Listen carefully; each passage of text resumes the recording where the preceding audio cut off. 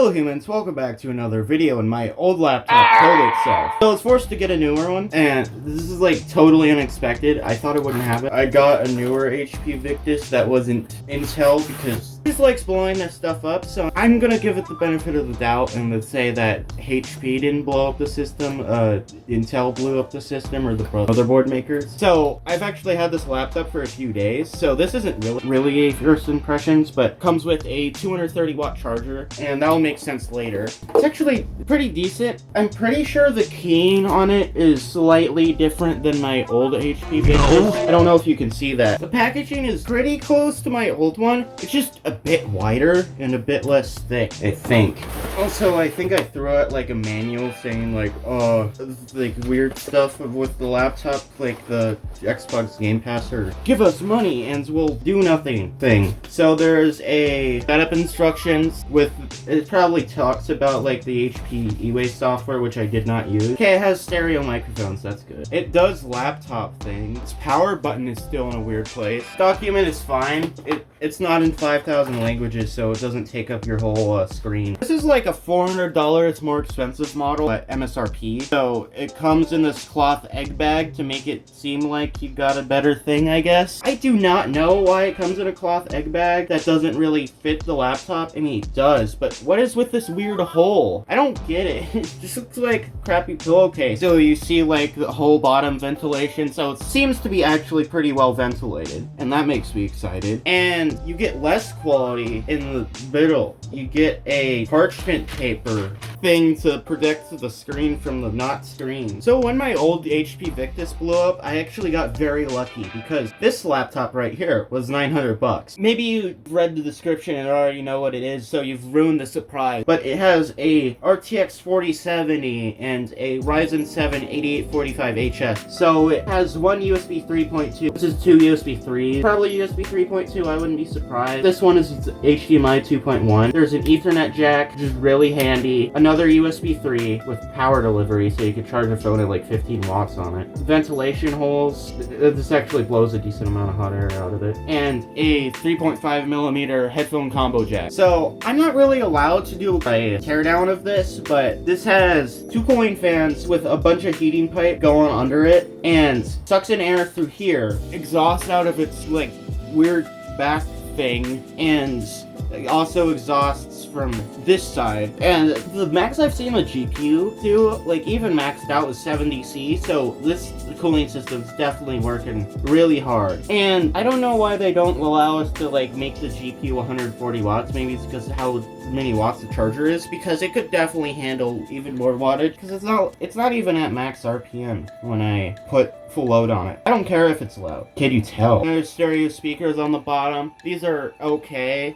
Maybe it's because I have Windows 10 LTSC on this, but they get really rattly at more than 50% volume. So I would look out for that. I would recommend you use like a soundbar or something when you watch content on this, because it peaks a lot. It might be a software issue. So this is basically the same 144 hertz panel that the other ones come with, even all the way down to a 2050. And it has a like camera mute switch thing, so that's cool. And also light up keyboard. It's in two volumes though, so you get half brightness and full bright and no bright. Oh yeah, and I was going to point out something that I found kind of weird. Though on these AMD ones, for some reason, there's no SD card slot. There might be an SD card slot in the cheaper versions of the AMD ones. And now I'm going to try and run BeamNG Drive without it being plugged in. And also, I don't know how the shared RAM situation works on the AMD thing. It may only have like 5 or 12 gigs of VRAM. And also, this has really good integrated graphics. And also, both the RAM sticks are socketed. Something's telling me it's using the actual GPU right now. Don't ask, like, where is...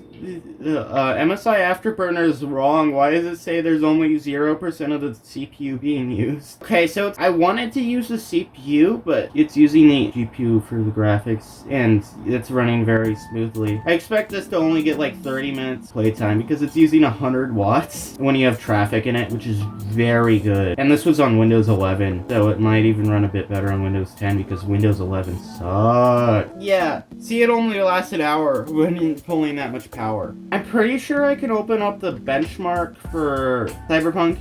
I really want to try RT maxed out. If you have this plugged into a TV or something and want to, like, you know, play games through that TV, if you're able to close the lid all the way and it not go in sleep settings, it actually is a lot better with cooling. Now I remember why I have a different desktop shortcut for this. Oh, I don't have half the charger plugged in and plugged it into the laptop without checking if the charger was actually in. I think it's running better now. It already has the ray tracing on it. That's funny. Maybe that was with the 3050 because the 3050 is actually pretty decent. It's running like 40 frames per second. That's okay. Okay. So you can max out this laptop at Cyberpunk. It's just not really recommended. I mean, it ran at like 60 to 70 FPS on the 3080, so I'm not really that surprised about this result. It's kind of crazy that this laptop that's not even $1,000 can max out a game like this. Oh, the benchmark's right there. Duh. Okay, so it's running at like 40 FPS.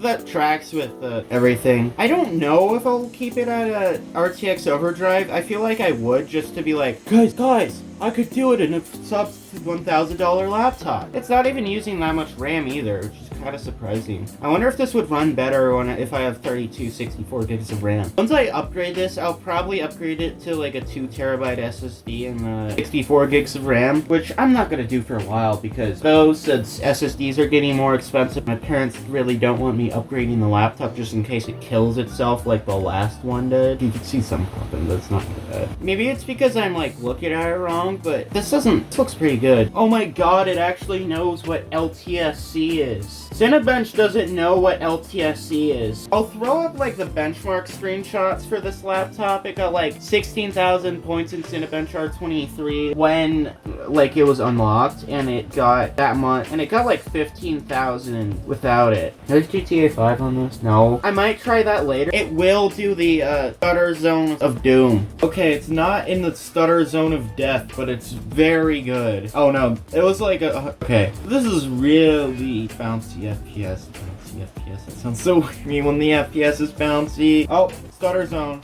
Stutter. That scene is in the stutter zone. And it goes down, so it's not in the stutter zone anymore. Like, I thought this would happen at max. I almost thought it would happen at maxed out settings, and it does at very high. MSI Afterburner correctly work now, because I wasted like 20 minutes doing the first missions. Must try Doom Eternal. Allow. Must try Doom Eternal. Oh, that's almost all the VRAM taking up.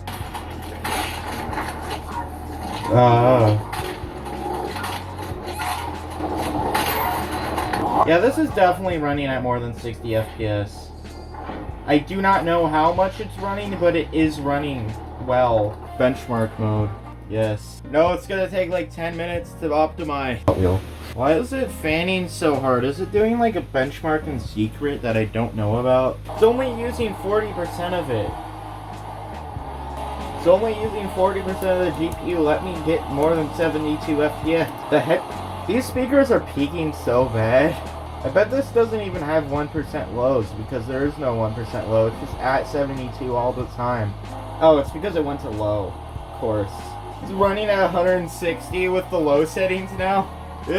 Guys, if you want low settings in Forza Horizon 5 on this laptop, you can get 160 FPS. It went to 1,000 FPS in the loading screen a few times. That's funny. Okay, now it's at like 90 frames per second, so it's like 80% of an RX 6800. Oh yeah, this looks way better. It's not night and day difference, but you can definitely appreciate it. And also the better shadows are only in your card because screw you. Yeah, that ran pretty well. I can't think of anything else I have on this PC that would is supposed to explodicate your computer. So, well, this should be about it for this video. Make sure to subscribe and hit that bell if you want to see me do the full review for this, because this laptop seems decent so far. I just didn't really do that much test work because I only had this for 3 days so far.